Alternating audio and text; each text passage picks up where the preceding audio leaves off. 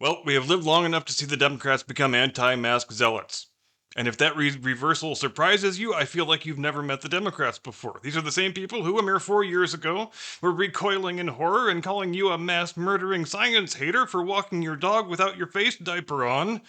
The same people who still, some of them, drive alone on the freeway with their M99-95 mask fully secured. The same people who made the mask into a talisman of political virtue, a symbol of both slavish obedience to brute force central government authority and of the fervent belief in the mystical healing powers of Dr. Anthony Fauci.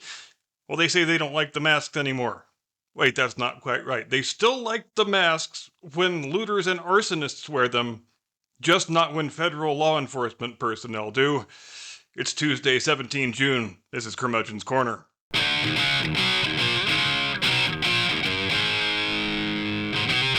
From high atop the battlements of Castle Curmudgeon, where the only guy who wears a mask is the executioner.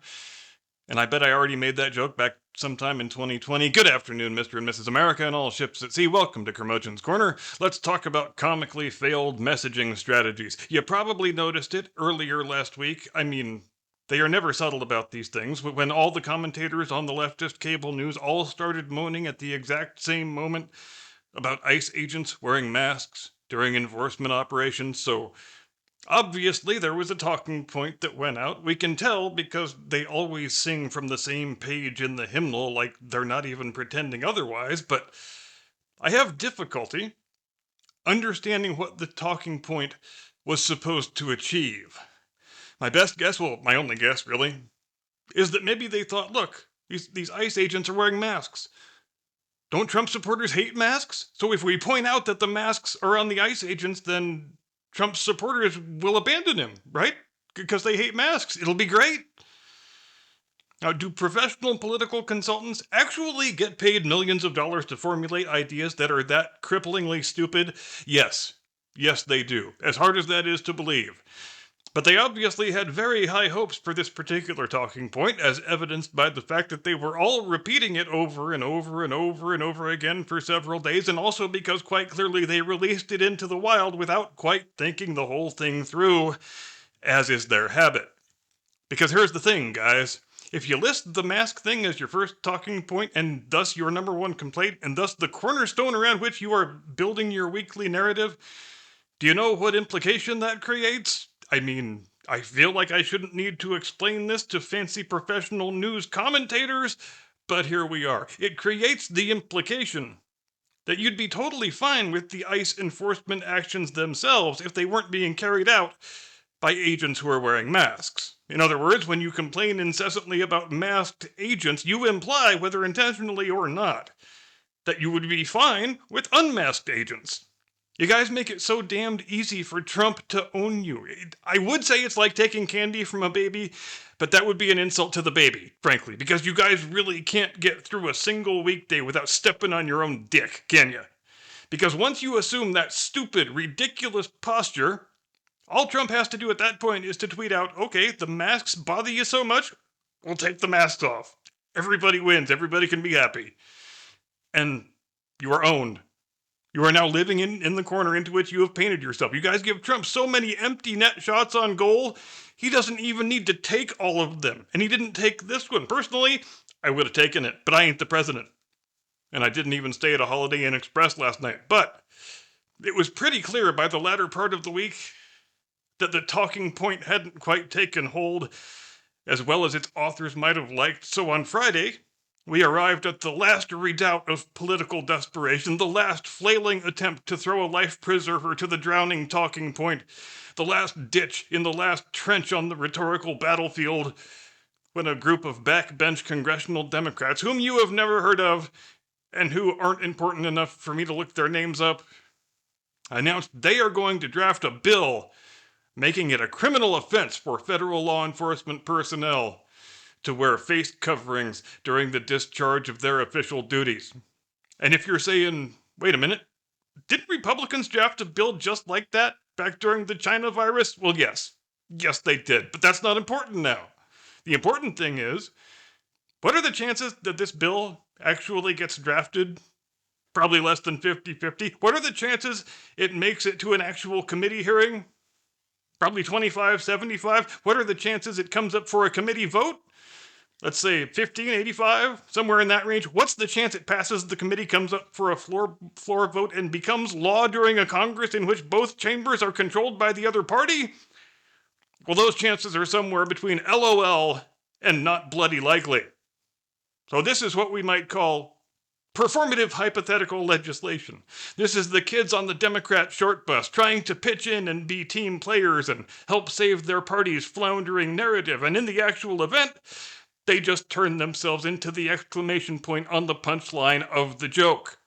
And there's another dead giveaway tell that the Democrats have, where you always know they are going to lose the argument on illegal immigration. And it's the one where they take these human beings that they claim to care so deeply about and reduce them to units of commodity. And then make the argument that we can't go and do a crazy thing like enforcing our laws, because if we do, you might have to pay 35 more cents for a head of romaine lettuce, or $8 more for a hotel room, or $5 more for a cab ride.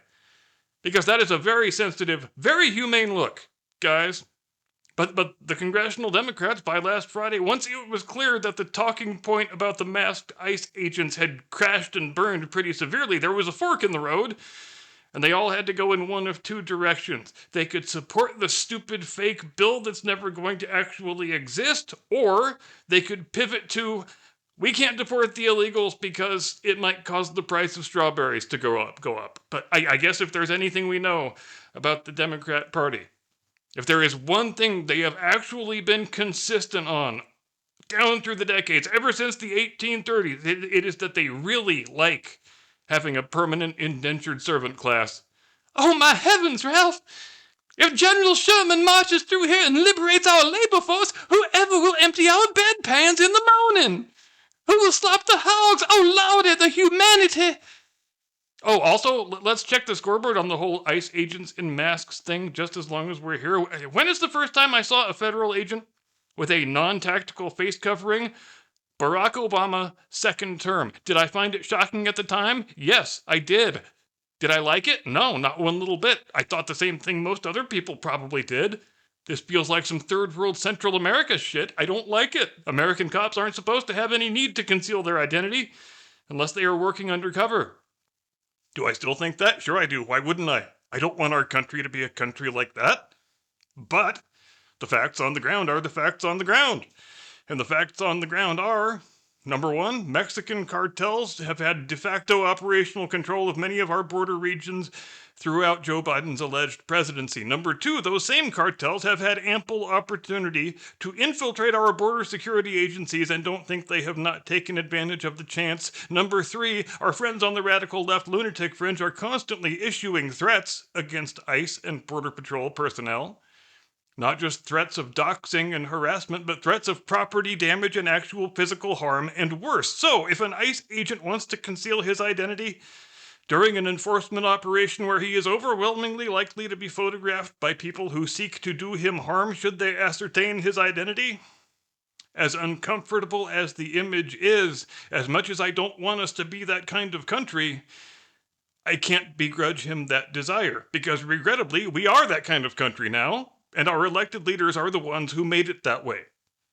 And I suppose we would be remiss in not mentioning the fact that, guys, you do know that 99% of the rioters and the looters and the arsonists have got their faces covered, right? Some with a keffiyeh, some with a little humble do-rag, some with the old trusty M95. The point being, and I feel like you guys would have done well to consider this before rolling out the talking point and the fake legislation, if the crux of your argument is that violent criminals should have the right to conceal their identity, but the guys trying to catch the violent criminals should not, I feel like you have forfeited the right not to be laughed at. So I'm going to offer a bit of advice here. I know you guys won't take it, but I will offer it nonetheless. You know how when you've got a candidate and you're doing debate prep, and you've got a guy in the room impersonating the opponent, playing the devil's advocate, as it were, someone who is on your side, but his job is to pick apart the weaknesses in your narratives so that you can then refine out those weaknesses and be better prepared when it is time for the actual debate. You guys need to do a lot more of that. In fact, don't wait for the presidential debates. Hell, don't wait for any kind of debates. Don't even wait for an election year. Do it now.